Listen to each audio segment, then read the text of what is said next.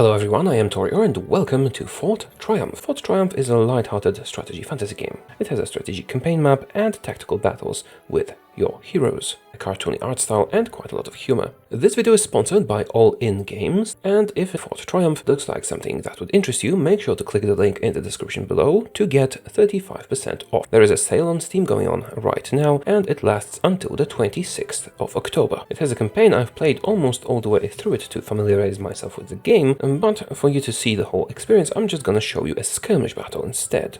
You have 4 factions: humans, undead, forest, utopia, goblins. Let's go with the humans. Regular difficulty, just so we have the default experience, maybe 3 enemies, and a grasslands map. Well, let's get going, shall we? I do enjoy the art style of this. Reminds me of a board game I used to play, Small World, I think. Very cartoony. There we are. This is our starting town and our starting party of heroes. You don't have like line units, you just have heroes.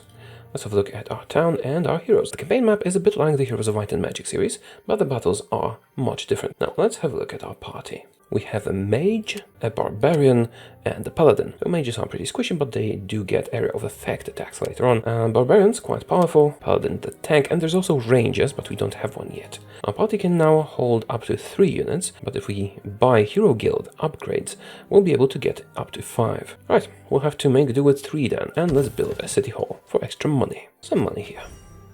Bitcoins. This is absolutely 100% honest, I swear to you.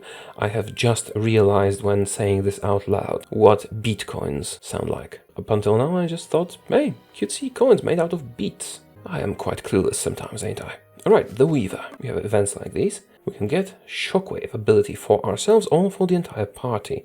I don't know what that ability does, but let's get it for the entire party. Who knew you could purchase Fate at a wholesale? Let's see. So we got this skill for free. Actually, that might not have been the best choice for me, you know, because the Shockwave skill will be quite useful for the mage, but not necessarily for the others. I'll find a way to make use of this.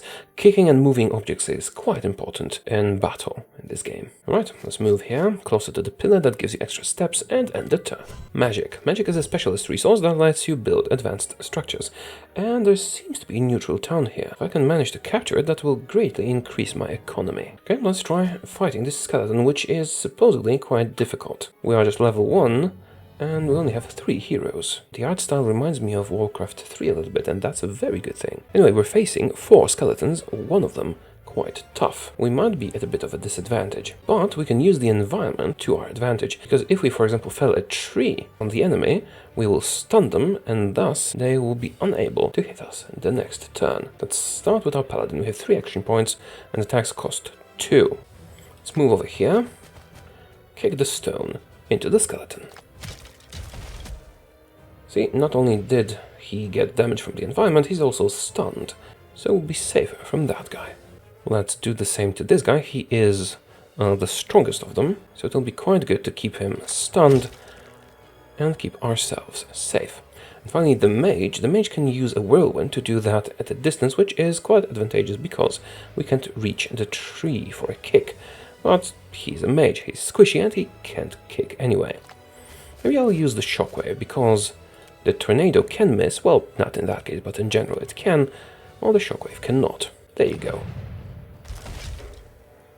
See, we've stunned 3 out of the 4 opponents, and only one of them can attack us. So the duality in this game is that cover helps you against ranged attacks, but also it can be used against you. We will deal more damage just attacking the enemies, but for some of them, like this big skeleton, we do have to keep stunning them, otherwise they will squash us. Move in closer and just kick the tree. Bomb, stunned again. This is an attritionary method of fighting the enemy, but if it works, it works. With that we got Renown, which lets us upgrade our Heroes Guild. Unfortunately, we don't have enough to purchase any of the upgrades yet. We do have money for the stables, which will let us heroes move faster, which is quite important. Got a level, but because of this Shockwave, we can't really afford to upgrade any of our skills or get a new one. But what we can do is capture a new settlement, which will greatly increase our power. Let's move closer. Let's try and use our whirlwind to stun this barbarian. Oh, stun was blocked. He's not stunned. But we did cause quite a bit of damage. If we move closer, we'll be hit by Overwatch. So that's something we have to consider. Is it worth moving in closer? I don't think it is, because we won't have enough points to actually damage them. So let's take up good positions for the next round, protect our mage, and retaliate once they move closer. Overwatch.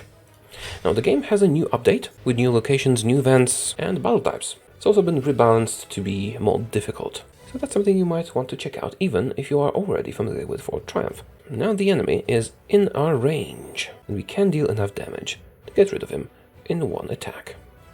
Go. Now I can't run up to the mage and do anything to her, because I won't have enough action points. However, I can run next to her, and then she won't be able to move without getting an opportunity attack against her. It's 3 against 1, so, you know, no chance. Oh, that's a good face. Let's try and give our paladin some experience.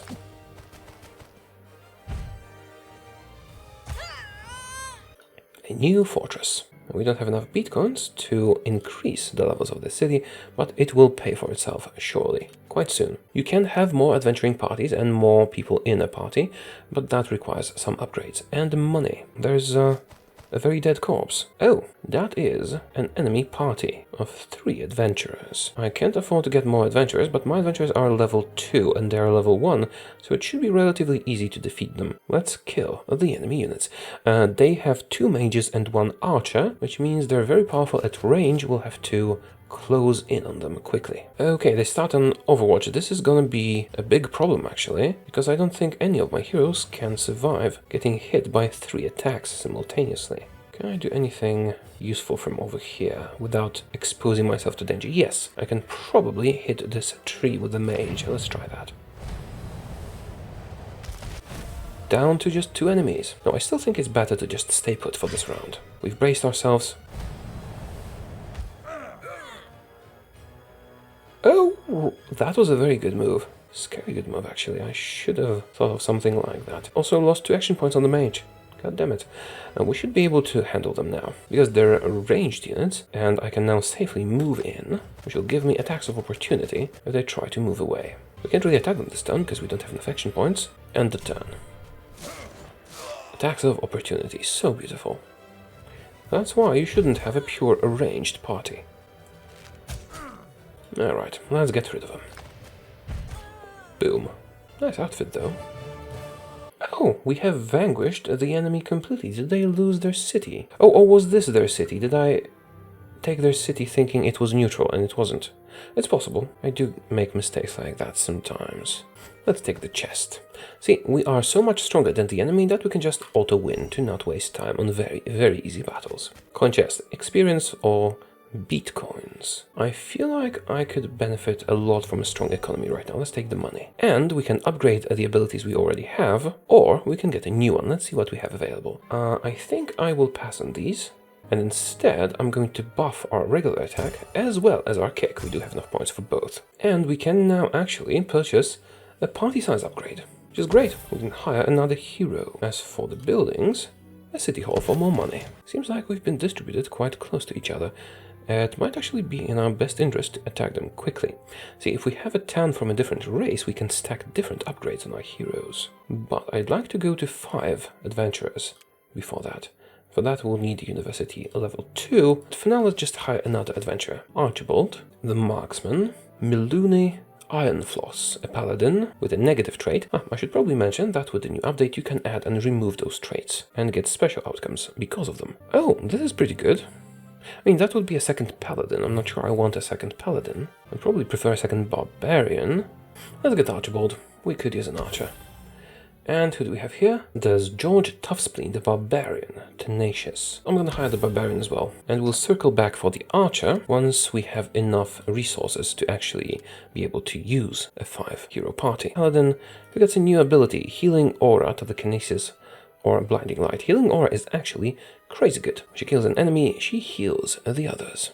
A broken wagon, and I don't know what that is, making a splash. Let's have a look. Next turn. You find a sign that reads, "Welcome to the Mountain of 1,000 Magic Springs.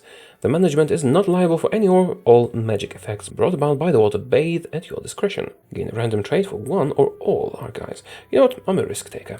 Let's Do it for all of them. Oh, it's a different one for each. And they're all bad. Drunkard. Lowered accuracy. Always inflict either minimum or maximum damage. Receives more damage. Drunkard. Again. Clearly, that was a bad decision. Let's build a university. And here we build nothing because we're poor. We need to take care of the green enemy. He's growing in strength. Rare chest. Diadem of the Spirit. Reduces cost of all physical abilities of all units to 1 action point for 1 turn. So that means kicks are gonna be much cheaper. Is this magic? I think this is a magic generating thing up here in the distance. Yes, it is. That's exactly what we need. Magic Dwelling, 1 magic per day. New ability, Dash and Slash. Yeah, I was waiting for that one. That gives us extra action points, which are very valuable. And other classes can get it too. As a cross-class ability, but it's rarer. Let's go back home, pick up a 5th hero, and go kill the green player. What do we have here? What's that? With or without you, that's an event. Let's see. 2 colic heroes suddenly approach you with an offer. A group of the Demon King's servants have made their lair not far from your current location, and for a share of the loot, the heroes will gladly aid you in a battle against evil forces. We can become bloodthirsty, attack them and the goblins, gain renown and an artifact. We can fight the goblins alone, get a rare artifact. Fight goblins with allies, gain an uncommon artifact. I want the rare artifact. Let's fight them alone. We got Earth Shard. Provides the Quake ability. Pushes all activated units on the battlefield 1 tile in a specified direction. This can be quite useful actually. It does the Making a Splash event. Again. Do we feel lucky this time? Alright. Let's try this again. And finally, something good. Extra speed, the first movement of a turn, and extra power and speed when outnumbered. This is very good for us. We now can upgrade to University 2. Next turn it will be built and we'll be able to purchase the upgrade. For now, our leveled up party, with a new addition, is ready for combat. Also, guild upgrades, because now we no longer have to save those points, we can start spending them. Shoes, speed +1, perfect. Extra action point first turn, good. And maybe some armor. Take out the goblins. Now we go after the green player, the Weaver. Do we want the prod ability? We do not want the prod ability. The Weaver is much better if you know what the abilities do. Winged boots. It might speed people up, which I find very useful. We could give our mage the boomerang ability, which is pretty decent actually. Not a lot of damage, but lets you use up extra action points. Let's do that. Moves the unit 1 action point worth of distance for free, unlimited uses per battle. An event, Ninja Master. Lose 3 max hit points, gain 1 armor. 3 max hit points for 1 armor.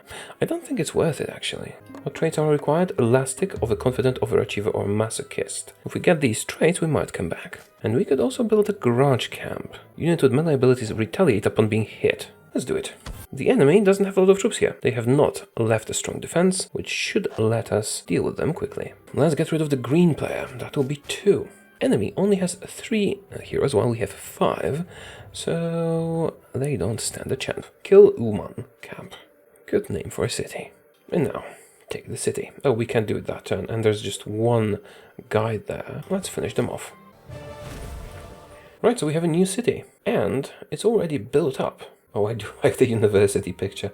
And the goblins can give us different bonuses. For example, Hog Trampling Track, extra speed for all units, extra cover for units, Monster Sneaking Fields, Safe Movement ability, which allows them to move a short distance without triggering reactions, and so on. This is actually very good to have multiple types of castles so that you can stack different bonuses. Our main city is under threat of attack, so we should bolster this adventuring party. Also, each city provides us with a hero cap, and getting a new city increased that cap. We can now also hire goblin heroes. Now, there is not much difference in mechanics between the heroes from different races, but for example, the goblins do have better evasion. Still, I'm not gonna hire any of them right now, I don't need them. Elena Groinbreaker. She's not very good, but I'm going to need to hire her. Lindy the Festive. Do we need 2 mages in the party? I do prefer more melee characters. Let's get Becca the Popular. And that should be enough to repel the enemy attack, and we'll get the 5th hero in the next week, when we'll get some better choices perhaps. The Automaton. Oh, that's an event. Let's go there. With enough bitcoins, I can enhance you. With enough magic, I can optimize your structure. Let's take the Lucky trait. He is the only one who has a free space for traits. There we go. We're feeling like 1,000,000 bitcoins. Sorry. The green enemy is trying to retake his hometown. We're not going to allow it. First, let's take the beet farm, and then eliminate the enemy. Green has been eliminated, which leaves us just the blue player, who should be somewhere here. Let's build a hog trampling track. Let's take their castle. Click, click, his click. His click. Click, clack. And that is a troll town. 4 trolls, a ballista, and 2 spiders.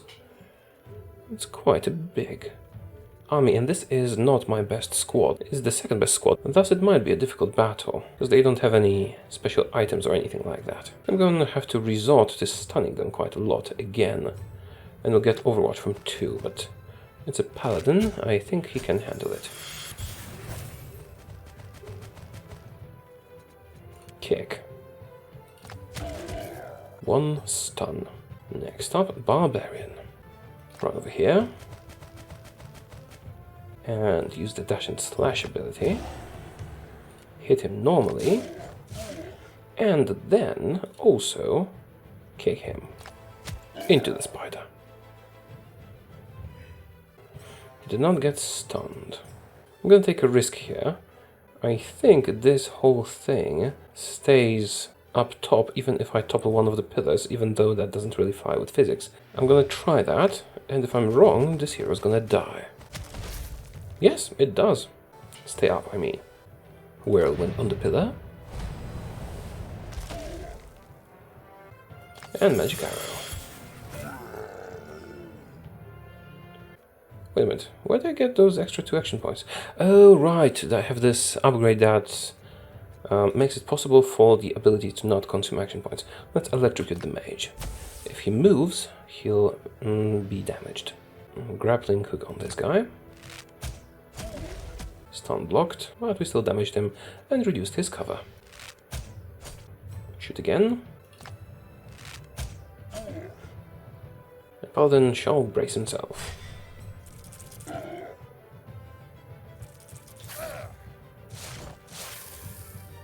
I do love the retaliation ability. Alright, that was a lot of damage. I think we're about to lose our barbarian. What happened with this spider? I thought they were allies.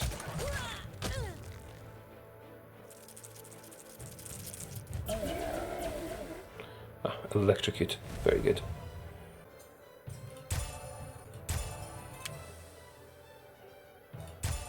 Our almost dead barbarian, and he can't move away because he'll be hit. Right, let's try a normal attack. Here's this guy. He's bleeding for how many points? 3 damage per turn. He must have a lot of armor. We're gonna try and stun him, he's very powerful. Would like the barbarian to survive. Oh right, attack of opportunity. I do keep forgetting those. And the barbarian leveled up. Perhaps that will help save him. Perhaps not. But now I can escape if I so choose. Alexa of the Swamps. Let's move her here. Back out the paladin. Finish off this troll.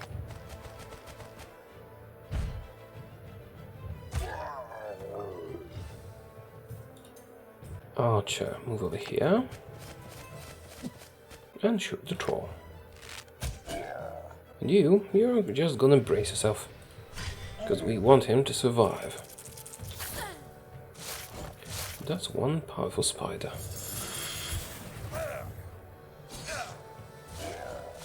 Barbarian left with 1 hit point.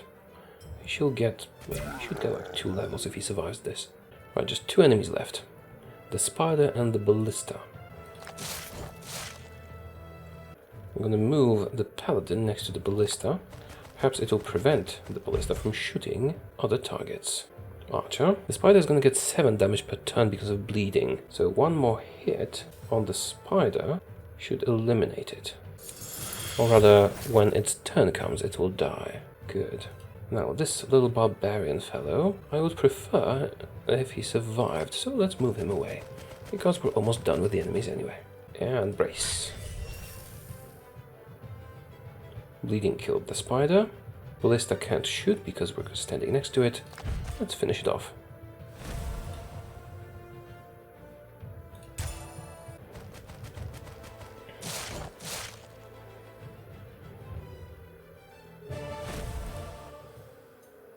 Here we go, we got a town. Tannery, +1 armor to units. The Good Alchemist, do you have magic? Lose some potions.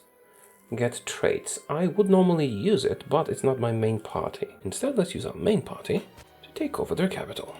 And this one is almost fully upgraded. Damage boost for killing a unit. Damage inflicted by units +1. Buffs increased. And let's quickly dispose of the enemy. This is not going to be automatic combat, because it's a player. But there's 5 of us at a very high level and just 2 of them. Let's run. Take an overwatch shot. He's tough. Get some extraction points maybe. And do some kicking. Boom. Now, maybe someone can encourage him to do more kicking. Like this. Alright, let's finish them off. Let's not be too cruel.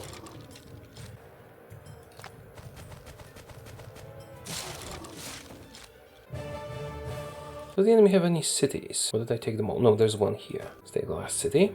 And I think I have taken over all the cities, unless there's another one down here. Now, the enemy has some troops near my capital, so what I'm gonna do is make sure it is well defended. Bob the Gallant. Zermanos the Sleep Deprived. Maybe another paladin. Should be good for defense. That will be more than enough to repel any invaders. Now let's chase them down. I guess I can just take these guys out, because I do have the party limit for it, and kill them in the field. And they're left with just 1 hero party, finishing off the enemy. This should win me the mission, and we're victorious. So, that was Fort Triumph. How did you like it? It was relatively easy, but I was only playing on the normal difficulty. There's also classic and legendary. I usually just play on normal the first time around in any game, just to, get the default experience. But if you want to be playing this, I definitely recommend bumping the difficulty up.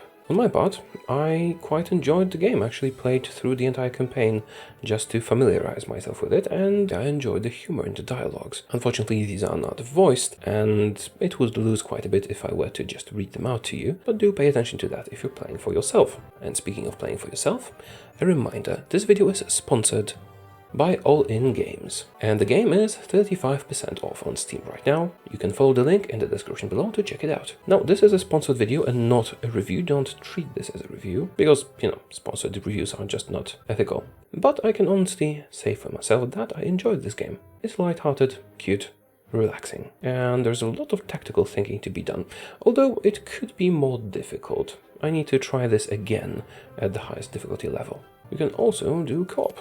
And also, there's a new update to the game out. So, that's it for today. Thank you for watching. Let me know how you like this, and I will see you again soon. Goodbye.